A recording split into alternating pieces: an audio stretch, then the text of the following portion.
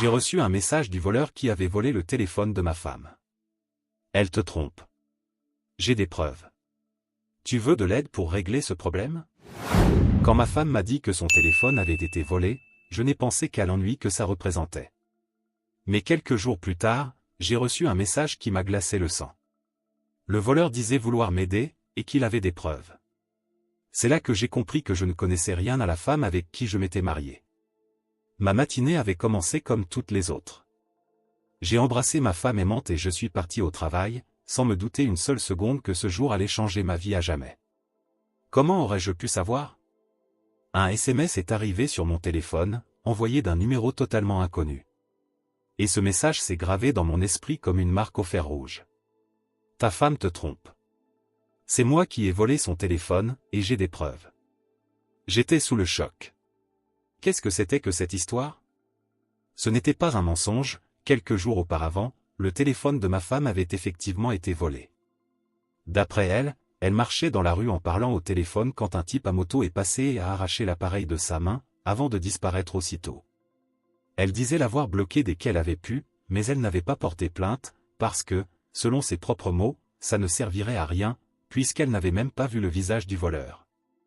Tout s'était passé si vite qu'elle n'avait pas eu le temps de réagir. Après ce premier message, un deuxième est arrivé. Si tu veux, je peux t'envoyer les photos que j'ai. Sur le moment, j'ai pensé à une arnaque. Un voleur qui essaie de me soutirer plus d'argent en échange d'informations probablement inventées.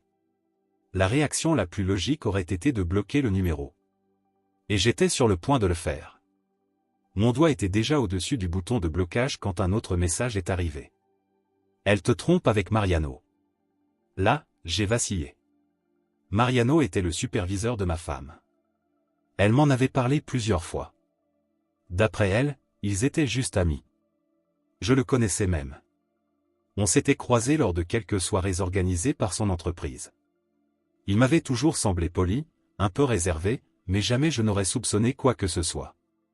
Et maintenant, son nom apparaissait, balancé de façon aussi brutale. Malgré la confusion totale dans ma tête, je n'ai pas pu m'en empêcher. J'ai répondu. Envoie-moi les photos. Quelques minutes plus tard, j'ai reçu une notification sur Telegram. Le profil ne montrait aucun numéro, juste une image générique d'un chien. Et puis, avant même que je puisse réfléchir, les fichiers ont commencé à arriver. D'abord, des photos. Et là, j'ai vu Sarah, ma femme, allongée dans un lit avec Mariano, tous les deux enlacés. Des photos intimes. Ensuite sont venues des captures d'écran de leur conversation. Des dizaines de messages, certains très explicites, d'autres plus banals, mais tous montrant clairement que leur relation était loin d'être professionnelle. Puis il y a eu des audios. Des vidéos. C'était comme si on m'avait jeté une tonne de béton sur le dos. Comment avait-elle pu me faire ça? Quelques jours plus tôt, on parlait d'avoir des enfants. Elle avait l'air enthousiaste à cette idée, elle avait même pleuré dans mes bras quand je lui avais dit que je me sentais enfin prêt. Et maintenant, je découvrais que pendant qu'elle parlait de fonder une famille avec moi, elle couchait avec un autre homme. Après la dernière vidéo, un autre message est arrivé. Je suis désolé, frère. Je suis peut-être un voleur, mais je déteste les traîtres. Si tu veux te venger, fais-moi signe. J'étais anéanti. J'ai tout relu. Mes mains tremblaient, ma poitrine me faisait mal, j'avais la nausée. Et j'ai découvert que cette trahison ne datait pas d'hier. D'après les messages, ça durait depuis des mois. Ils organisaient des rendez-vous, faisaient des projets, parlaient de moi. Et ce qui m'a le plus détruit, c'est de voir à quel point ils se moquaient de moi. Dans les conversations les plus récentes, ils parlaient de mon désir d'avoir des enfants. Sarah disait que c'était parfait, parce qu'ils pouvaient maintenant avoir des rapports sans protection, vu que je croyais qu'elle voulait tomber enceinte. Que c'était l'excuse idéale pour arrêter de se protéger. Vous imaginez le niveau de trahison? Je n'ai pas pu aller travailler.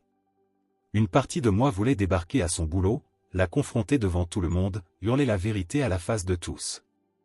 Je voulais l'exposer, l'humilier, la faire sombrer dans la honte. Et Mariano aussi. Parce que oui, Mariano était marié. Il avait 2 enfants. Je pouvais ruiner sa vie, si je le voulais. Et croyez-moi, j'y ai pensé. Mais ce n'était pas suffisant. Je ne voulais pas juste exposer. Je voulais qu'elle paie. Qu'elle rampe. Qu'elle supplie mon pardon. Qu'elle ressente ne serait-ce qu'un dixième de l'humiliation et du dégoût que moi, je ressentais. Je voulais me venger. Je voulais voir du sang. Et alors, une idée m'est venue, une idée tellement absurde, tellement basse, que même moi j'ai été surpris de l'avoir eue. Mais à ce moment-là, je n'ai pas hésité. Je n'ai pas ressenti de culpabilité. Juste de la rage. Et la vérité, c'est qu'à partir de là, je ne me suis plus arrêté. J'ai écrit au voleur, qu'on va appeler Roberto, pour faire simple. Je lui ai envoyé un seul message. J'ai besoin de ton aide pour qu'elle paie. Je veux qu'elle avoue tout. Qu'elle supplie. Tu m'aides? Une seconde plus tard, il a répondu. Tu peux compter sur moi. Je veux que vous sachiez quelque chose avant que je continue, Roberto et moi avons beaucoup échangé, mais il a toujours été très prudent avec ce qu'il disait. Il ne m'a jamais transmis d'informations pouvant l'incriminer, pas de nom, pas de lieu, ni de détails techniques. En revanche, il ne m'a jamais demandé d'argent non plus, ni essayé de tirer profit de la situation. Tout ce qu'il a fait, selon ses propres mots, c'était parce qu'il détestait voir un homme trahi par quelqu'un en qui il avait confiance. Cet après-midi-là, nous avons échangé des messages pendant un bon moment. J'étais encore sous le choc, mais je sentais une rage brûlante en moi. On a décidé de commencer doucement, rien qui puisse mettre quelqu'un en danger, juste pour tester la réaction de Sarah et voir jusqu'où on pouvait aller. Roberto allait lui envoyer un message depuis un numéro jetable, en disant qu'il était celui qui avait volé son téléphone. Il lui dirait qu'il connaissait toute la vérité, et que si elle ne voulait pas que je découvre tout, elle devrait payer le montant qu'on avait fixé. 10 000 $, une somme qu'elle ne pourrait pas réunir seule, du moins pas sans éveiller les soupçons. Il a envoyé le message au moment où je rentrais chez moi. Dès que je suis entré, je l'ai vue. Elle était nerveuse, c'est difficile à expliquer, mais je l'ai tout de suite remarqué.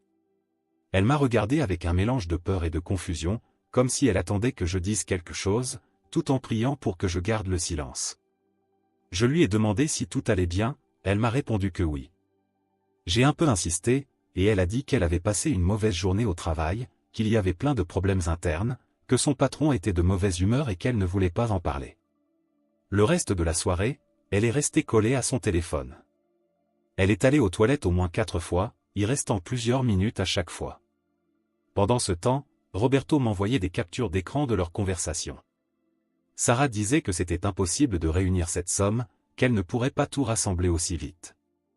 Et lui, froidement, lui a répondu, « Alors je vais demander à ton mari combien il est prêt à payer pour avoir les preuves de ta trahison. » Elle le suppliait de ne pas faire ça, demandait du temps, disait qu'elle avait besoin de réfléchir. Roberto a accepté de lui laisser une semaine, pas un jour de plus, a-t-il écrit. Cette nuit-là, elle s'est couchée sans dire un mot.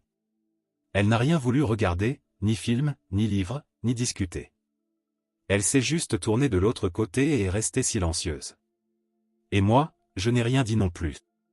Je me suis allongé à côté d'elle, faisant semblant que tout était normal, alors que mon esprit bouillonnait à cause des conversations avec Roberto. J'ai essayé de comprendre comment il avait découvert tout ça. Je lui ai demandé comment il avait eu accès aux informations du téléphone. Après tout, quand on déclare un vol, l'appareil est censé être bloqué, non? Il n'a pas donné trop de détails, mais m'a expliqué l'essentiel. Il m'a dit que Sarah était en train de téléphoner quand il lui avait arraché le téléphone, donc l'appareil était encore déverrouillé. Et qu'il avait l'habitude de le laisser allumer un moment avant de le vendre ou de le réinitialiser, pour voir s'il trouvait quelque chose d'utile. C'est comme ça qu'il est tombé sur certaines photos intimes. Et, par curiosité, il a commencé à fouiller. D'après les conversations, il a tout de suite compris que l'homme sur les photos n'était pas le mari de la fille. Et ça, selon lui, l'a mis en colère.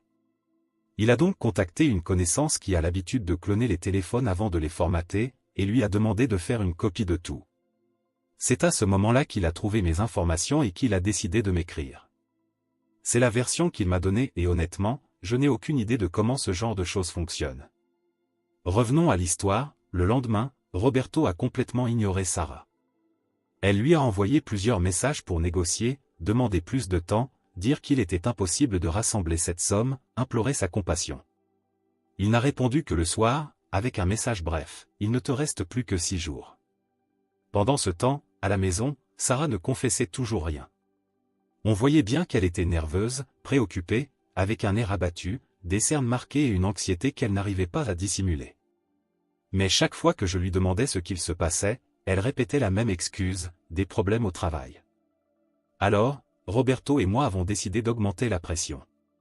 Cette fois, il a contacté Mariano, l'amant. Il lui a dit pratiquement la même chose, qu'il savait tout, qu'il avait des preuves, et que s'il ne voulait pas que sa femme et ses enfants découvrent la vérité, il allait devoir payer. La réaction de Mariano a été très différente. D'abord, il a menacé d'aller voir la police. Il a dit qu'il allait porter plainte contre Roberto. Et Roberto, calmement, lui a répondu, « Très bien. Alors je remets tout au mari de Sarah et je le laisse gérer ça. » Quelques heures plus tard, le ton de Mariano avait changé. Il a dit qu'il avait besoin de temps pour rassembler l'argent, qu'il ne l'avait pas encore en totalité. Et voilà comment on a laissé Sarah sans le soutien de son amant. Pendant ce temps, elle cherchait une issue, un moyen de se sortir de là, mais sans jamais avouer ce qu'elle avait fait. C'était ça qui me rendait le plus furieux, sa capacité à mentir, à continuer de faire semblant que tout allait bien alors qu'elle faisait clairement tout pour se protéger. Le troisième jour, elle a fait une proposition qui a tout confirmé, elle s'est approchée de moi avec une voix triste, presque tremblante, et m'a dit que ses parents traversaient une période financière difficile. Qu'ils n'avaient rien dit par honte, mais qu'ils avaient besoin d'aide. Elle a demandé à retirer de l'argent de notre compte épargne, a promis de tout rembourser, mais m'a supplié de ne rien dire à ses parents, pour ne pas les mettre mal à l'aise. Je ne saurais même pas décrire le dégoût que j'ai ressenti à ce moment-là. Maintenant, elle impliquait ses propres parents dans son mensonge. Alors on a mis plus de pression. Roberto lui a écrit de nouveau, cette fois avec un autre type de chantage. Il lui a demandé d'envoyer des photos nues. Il a dit qu'il en avait marre d'attendre. Sarah a refusé, a dit qu'elle ne ferait jamais ça, qu'il n'avait pas le droit d'exiger une telle chose. Et il a répondu, « J'ai déjà plein de photos de toi en train de tromper ton mari. Et les vidéos sont explicites. Ne joue pas les innocentes maintenant. » Finalement, elle a accepté. Je n'arrivais pas à y croire.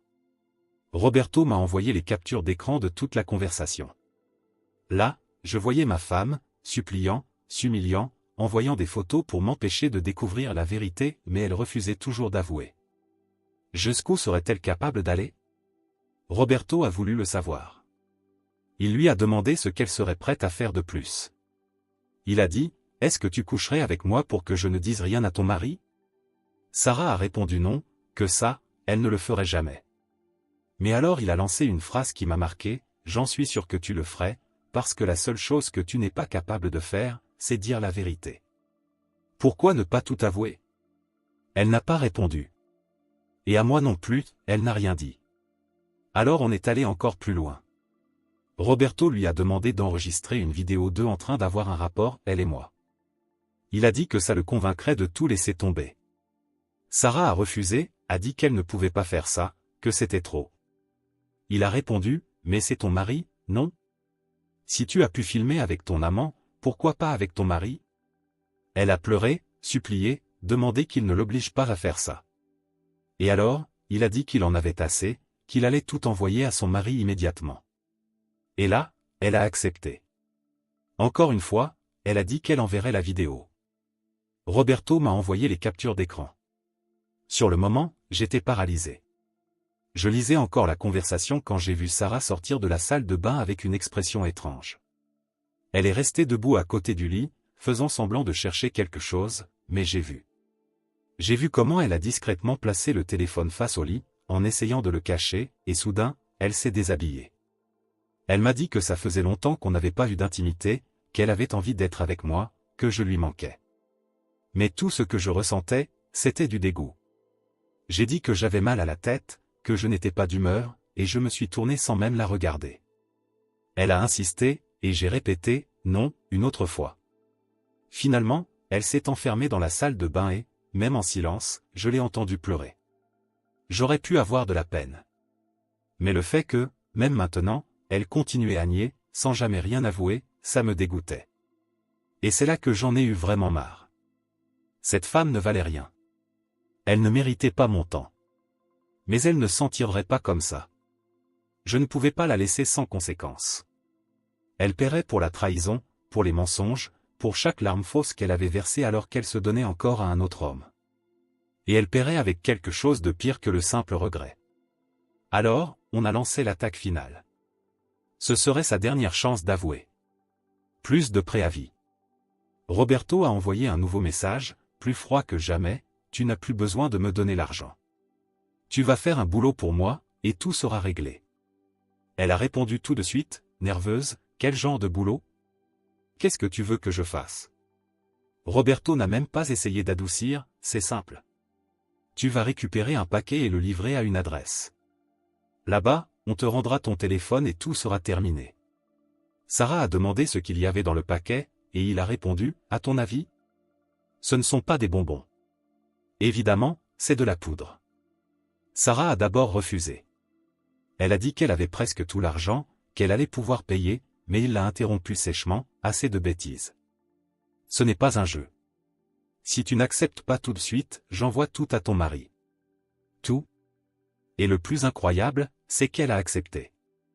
Elle était prête à commettre un crime, à faire n'importe quoi sauf me dire la vérité. N'importe quoi, sauf assumer ses actes et avouer. Et avant qu'on me juge, je veux que ce soit très clair, elle aurait pu arrêter à tout moment. Elle aurait pu dire non, elle aurait pu tout me raconter. Mais elle n'a jamais voulu le faire. Et c'est ça qui l'a condamnée. On a donc poursuivi le plan. Roberto lui a donné une adresse pour aller chercher le paquet. C'était convenu, samedi, à 16h. Elle irait seule, en voiture, juste s'arrêter à un coin de rue, baisser la vitre, et recevoir le paquet. Rien d'autre. Ensuite, elle le livrerait à une autre adresse et, là, selon lui, elle récupérerait son téléphone et tout serait fini. Le jour convenu, Sarah est sortie de la maison nerveuse, elle a prétexté aller voir une amie, mais on voyait bien qu'elle était tendue. Je l'ai suivie de loin, dans une autre voiture, sans qu'elle ne me voie. Malgré tout, j'ai ressenti de la pitié, elle avait été ma femme, on avait grandi ensemble, et maintenant elle roulait droit vers sa propre perte. Elle s'est arrêtée exactement à l'endroit indiqué par Roberto. Une moto s'est approchée, comme prévu, et par la fenêtre on lui a remis un petit paquet scellé, emballé dans du papier craft. Elle l'a pris et a continué à conduire. Quelques minutes plus tard, Roberto lui a envoyé l'adresse de livraison et a rappelé, n'oublie pas de demander ton téléphone. Elle a simplement répondu, ok, et a poursuivi son trajet. C'est là que j'ai passé l'appel, j'ai composé la ligne d'urgence anonyme, j'ai dit que je venais d'assister à un échange de stupéfiants, j'ai donné la plaque d'immatriculation, la localisation et le modèle exact de la voiture. J'ai aussi informé vers où elle se dirigeait. Puis je me suis éloigné. Elle a été arrêtée à un feu rouge, peu avant d'arriver à destination. 3 voitures de police ont encerclé la sienne, elle n'a pas résisté, elle est sortie apeurée, les mains en l'air, en disant qu'elle ne comprenait pas ce qui se passait. Mais lorsqu'ils ont inspecté le paquet et découvert son contenu, elle a été immédiatement menottée. Ce même après-midi, j'ai eu ma dernière conversation avec Roberto. Il m'a dit que le paquet contenait pratiquement des déchets, une substance de très faible valeur marchande, mais suffisante pour justifier une détention pour possession. Avec ce que j'ai obtenu de Mariano, je suis largement remboursé, a-t-il écrit. Maintenant, supprime tous ces messages, on ne se reparlera plus. Et il a disparu. Quelques heures plus tard, Sarah m'a appelé depuis le commissariat. Elle semblait désespérée, elle pleurait, suppliait, implorait. Elle m'a demandé de venir, que c'était urgent. J'y suis allé sans rien promettre, sans rien dire. Quand je suis arrivé, elle était dans une salle d'interrogatoire. Elle m'a regardé avec des yeux rouges, le maquillage coulé, les mains tremblantes. La première chose qu'elle m'a dite a été « Je ne savais pas ce qu'il y avait dans ce paquet, je te jure. » Un inconnu l'a jeté par la fenêtre. Je ne savais rien, j'ai peur. Au début, elle insistait sur ça, que c'était un malentendu, qu'elle passait juste par là, qu'elle ne comprenait pas. Mais au fil des heures, sous la pression, elle s'est effondrée. Elle a fini par tout avouer, comment son téléphone avait été volé, comment quelqu'un l'avait ensuite contacté pour la faire chanter, exigeant de l'argent, menaçant de tout révéler, lui demandant d'envoyer des photos, de faire des choses qu'elle ne voulait pas faire, et comment, enfin, il lui avait dit que si elle faisait cette livraison, tout s'arrêterait. Et puis, en pleurant, d'une voix faible, elle a dit, « Tout ce que j'ai fait, c'était pour protéger notre mariage. Je ne voulais pas te perdre. » Quand elle m'a dit ça, je n'en croyais pas mes oreilles. Sarah disait qu'elle avait fait tout ça pour protéger notre mariage. pas ses mensonges. Pas sa double vie. Elle affirmait que c'était pour nous. Et c'est avec cette confession que j'ai lancé la procédure de divorce. Je me suis présenté comme la victime et nous avons remis toutes les preuves nécessaires. Il n'a pas été difficile de prouver qu'elle avait accepté de transporter un colis suspect, consciente d'être manipulée pour cacher sa propre infidélité. Sarah m'a supplié de lui pardonner. Elle disait qu'elle était perdue, qu'elle ne savait pas ce qu'elle faisait, qu'on se connaissait depuis l'enfance, qu'elle ne voulait pas que je la quitte, qu'on pouvait encore sauver ce qu'on avait. Mais rien de tout cela ne changeait ce qu'elle avait fait. La justice n'a pas mis longtemps à réagir, elle a été officiellement inculpée pour possession et transport de substances illégales en pleine connaissance de cause. Peu importait qu'elle ait été manipulée, qu'elle pleure, qu'elle dise qu'elle ne savait pas, elle avait accepté, consenti, agi. Elle était complice. Elle a été condamnée à 8 ans de prison. Et pendant que tout cela se passait, j'ai veillé à ce que son amant ait lui aussi ce qu'il méritait. J'ai tout compilé, vidéos, enregistrements, capture d'écran, date, lieu, tout ce qui impliquait Mariano. J'ai envoyé le tout anonymement à l'adresse mail interne de l'entreprise où il travaillait. J'ai aussi partagé certaines choses avec quelques-uns de ses contacts. Je voulais que, s'il pensait un jour continuer à voir Sarah ou à la protéger, il sache qu'elle serait désormais très loin, et qu'il avait lui aussi ses propres problèmes. D'après ce que j'ai su, sa femme l'a mis dehors. Je ne sais pas s'ils ont fini par divorcer. Et franchement, je m'en fiche. C'est la fin pour moi. Je ne veux plus rien savoir, ni d'elle, ni de l'amant. Qu'ils vivent avec les conséquences de leur choix. Commentaire Monsieur Reddit. Cette histoire est choquante du début à la fin. Ce qui me touche le plus, ce n'est pas seulement la trahison, mais jusqu'où certaines personnes sont prêtes à aller pour éviter d'assumer leurs erreurs. Mentir, manipuler, commettre des crimes, tout ça pour éviter de dire la vérité. À mon avis, la véritable justice n'est pas seulement venue du tribunal, mais aussi de la prise de conscience tardive de toutes les conséquences. Et vous, qu'est-ce que vous en pensez? Laissez votre avis dans les commentaires. Si vous avez aimé l'histoire, n'oubliez pas de liker la vidéo, de vous abonner à la chaîne et d'activer la cloche pour ne rien rater. À très bientôt.